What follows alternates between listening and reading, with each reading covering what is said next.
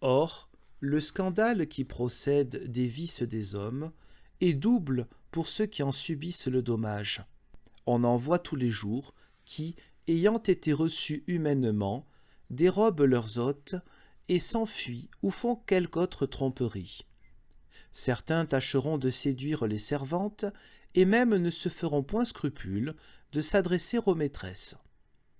Il y a des trompeurs infinis qui feront avaler merveille et trouveront moyen de crocheter les bourses de ceux qui veulent bien les croire.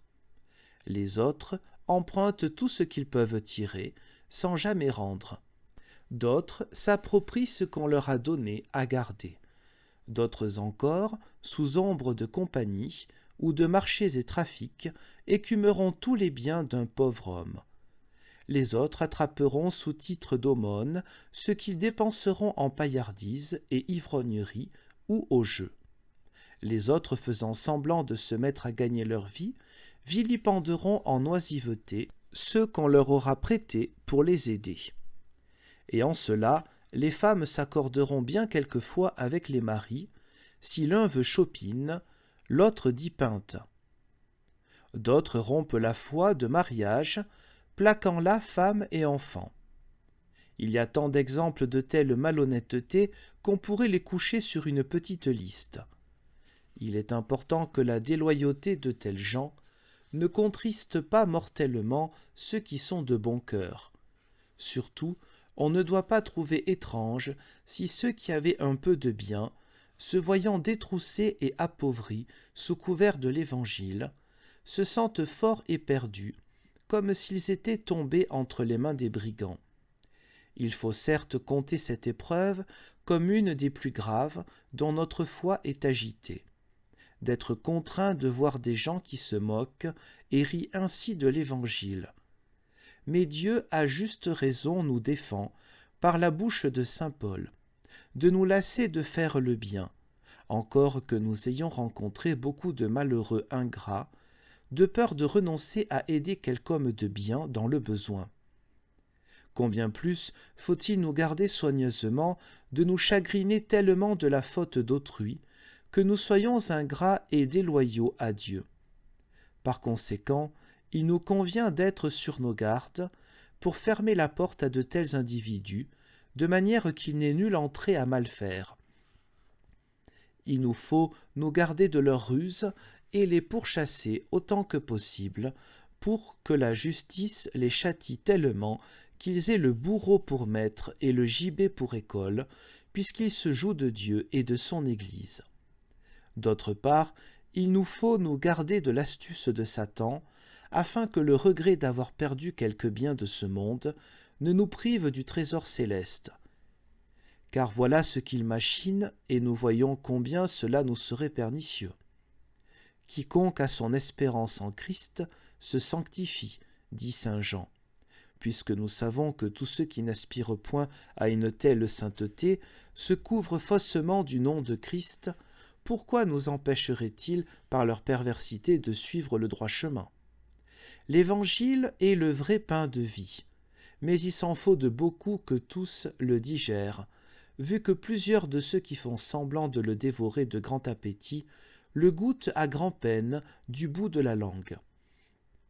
Finalement, quand Jésus-Christ compare son Église à une grange où le grain est mêlé parmi la paille, il ne parle pas de ceux du dehors, mais de ceux qui, en faisant profession de l'Évangile, tiennent la place de chrétiens. Et pourquoi dirait-il en un autre passage qu'il en désavouera beaucoup au dernier jour qui se vanteront d'avoir prêché l'Évangile et d'avoir fait des miracles? Sinon parce que cela a été et sera de tout temps que plusieurs se réclameront de l'Évangile à fausses enseignes. Il advient aussi quelquefois que ceux qui craignent Dieu et l'honorent de cœur, ou pour le moins ne sont pas réprouvés, tombent en quelques péchés grossiers, dont ils font honte à eux-mêmes et à tous ceux qui suivent l'Évangile. Quel crime a été celui de David, quand pour complaire à son appétit charnel et ravir la femme d'autrui, a non seulement répandu le sang innocent de son loyal sujet, mais en tant que tel a exposé le peuple de Dieu à une déconfiture horrible. Si nous voulons recueillir ces scandales-là, qui pourraient étonner les meilleurs cœurs, le saint patriarche Jacob en a vu d'énormes et étranges en sa maison. Après que Dina, sa fille, eut été ravie, Siméon et Lévi, en voulant se venger d'un tel outrage, font un acte de trahison, d'une extrême lâcheté et d'une cruauté brutale, en tuant tout le peuple d'une ville. Les enfants de Jacob, étant ainsi abreuvés de sang humain, machinent la mort de leur frère Joseph. L'aîné commet un inceste exécrable. Bref, on voit là comme le comble de tous les maux. Toutefois, en ce temps-là, l'Église de Dieu était comme enclose en la seule maison de Jacob. Je renonce à réciter plus d'exemples semblables. Ce que j'ai dit suffit pour montrer quelle malice ont quelques-uns d'éplucher des scandales bien moindres pour se retirer de l'Église, laquelle est étendue au monde entier. Cependant, les lecteurs peuvent aussi être avertis que notre foi serait trop mouvante et fragile si elle chancelait à chaque ruine des hommes. Au reste, il nous faut retenir cette maxime, que ce n'est pas sans un certain conseil de Dieu que les mauvais sont toujours mêlés avec les bons. Par ce moyen, la constance de notre foi est éprouvée. Nous sommes exercés à la patience et nous sommes incités à prier Dieu plus ardemment. Les piqûres des épines que nous sentons nous réveillent pour nous faire cheminer prudemment. Nous sommes induits à mépriser le monde et, en désirant en sortir, nous sommes élevés à penser à la vie céleste. Encore que ces causes ne soient point connues, sachons que cela est une partie de la guerre en laquelle Dieu veut nous employer tout le cours de notre vie. La légèreté qu'on voit en plusieurs nuit beaucoup. Au commencement, il montre une ardeur que rien ne dépasse. Soudain, cette flamme s'amortit comme un feu de paille. D'autres poursuivent bien quelquefois, mais à la longue, ils se refroidissent. Cela vient de légèreté ou de lâcheté, ou bien de ce que leurs affections mondaines dominent par trop. Les ignorants pensent que cela se fait par bon conseil. « Regardez, disent-ils, un tel et un tel se repentent de s'être trop avancés. » Et ainsi, de peur de se repentir trop tard, ils se retirent avant de commencer. Si quelques-uns, par crainte de la mort ou de persécution, délaissent l'Évangile, comme il advient à notre grand regret, c'est une nouvelle matière de scandale.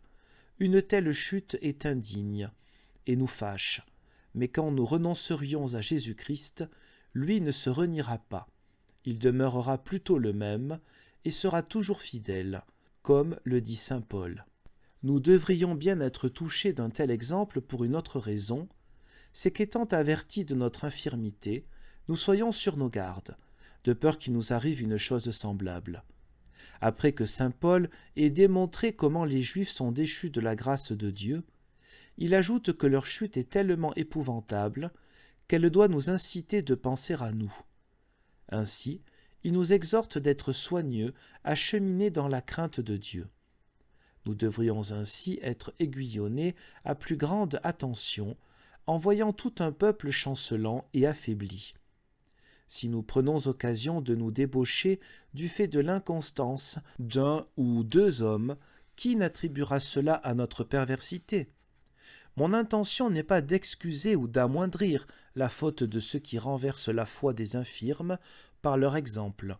Je veux seulement admonester ceux qui chancellent en voyant les autres trébucher. Combien leur étonnement est déraisonnable. Celui-là, disent-ils, a renié Jésus-Christ. Qui l'eût cru ?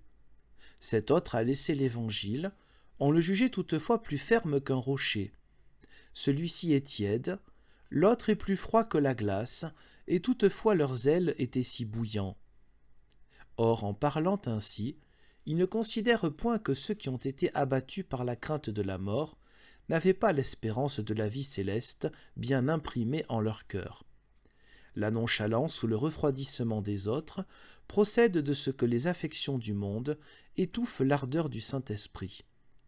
Pourquoi donc prennent-ils plaisir à la contagion des vices d'autrui plutôt que d'user du remède qui leur est offert ? Pourquoi ne s'attache-t-il pas plutôt à recevoir l'avertissement de saint Paul ? Car après avoir parlé d'Hyménée et Philette, desquels la révolte pouvait épouvanter beaucoup de fidèles, il ajoute incontinent ces paroles pour les redresser. Ce sceau demeure bien imprimé, le Seigneur connaît les siens. Ainsi, quiconque se réclame du nom du Seigneur, qu'il se retire de toute iniquité. Parce que ces deux-là étaient connus et renommés entre les fidèles, saint Paul voit bien qu'ayant si lourdement trébuché, il pouvait pour le moins ébranler les autres. Néanmoins, il exhorte les élus à se mettre sous la protection de Dieu et leur dit qu'ils ne risquent pas que le sceau de leur salut s'efface jamais. Cependant, afin que nul ne se risque à abuser du nom de Dieu, il prévient que pour être vraiment des siens, il faut être pur et net d'hypocrisie. Saint Jean aussi a bien vu quel scandale pouvait venir de ceux qui répandent le venin de leur fausse doctrine. Il expérimentait déjà quelle nuisance en subissait l'Église.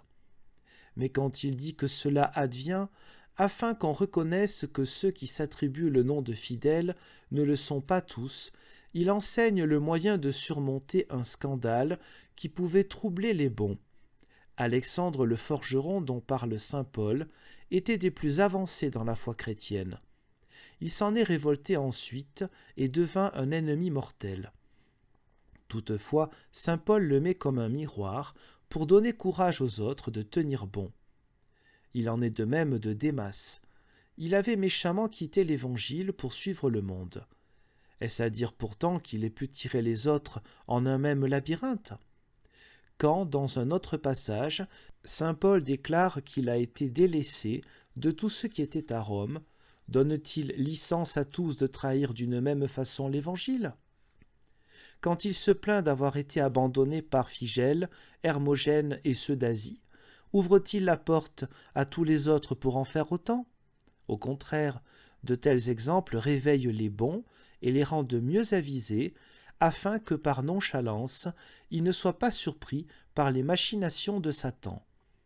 Cependant, ils sont avertis de s'armer fortement de l'élection de Dieu, de faire d'elle un bouclier et de sceller ainsi leur foi par bonne conscience. Parce que j'ai affaire à des gens qui se disent chrétiens et veulent être tenus pour tels, je ne discuterai point ce propos plus longuement. Qui lisent seulement les 2 épîtres de saint Paul à Timothée, ils y trouveront de quoi s'apaiser à moins que sciemment ils cherchent à se troubler ou à avoir des excuses frivoles pour se révolter en délaissant Jésus-Christ. De fait, ce seul point suffira toujours à ceux qui sont bien avisés pour établir leur foi. C'est qu'il n'y a nulle raison qu'on juge de la vérité éternelle de Dieu d'après l'inconstance des hommes qui sont plus agités que le vent. Mais ceux qui sont subtils à chercher licence de se débaucher de ce qu'ils voient, certains confesser si lâchement le nom de Dieu, pourquoi ne prennent-ils pas plutôt courage en voyant chez les vrais fidèles beaucoup d'exemples de constance invincible qui pourraient les réconforter contre toutes les tentations ? On a vu de notre temps assez de martyrs qui sont allés franchement à la mort. Et non seulement Dieu a donné cette gloire aux hommes, mais des femmes ont aussi montré une constance plus que virile. Certes, les histoires ecclésiastiques ne parlent pas de femmes plus courageuses que celles qu'on a vues mourir en Artois et en Flandre. Faudra-t-il donc que la méchante déloyauté de quelques-uns renverse votre foi ? Le sang sacré des martyrs, lequel devrait pour notre confirmation sceller et ratifier la vérité autant de fois qu'il y a eu de gouttes répandues, disparaîtra-t-il sans effet ni estime ? Or, s'il est tant déprécié par ceux qui le foulent aux pieds, il ne sera pas méprisé de Dieu pour autant. Il leur sera même compté chèrement pour avoir préféré être compagnons des apostats qui ont renié Jésus-Christ, au lieu de se joindre à ceux qui leur tendaient la main pour les conduire au ciel.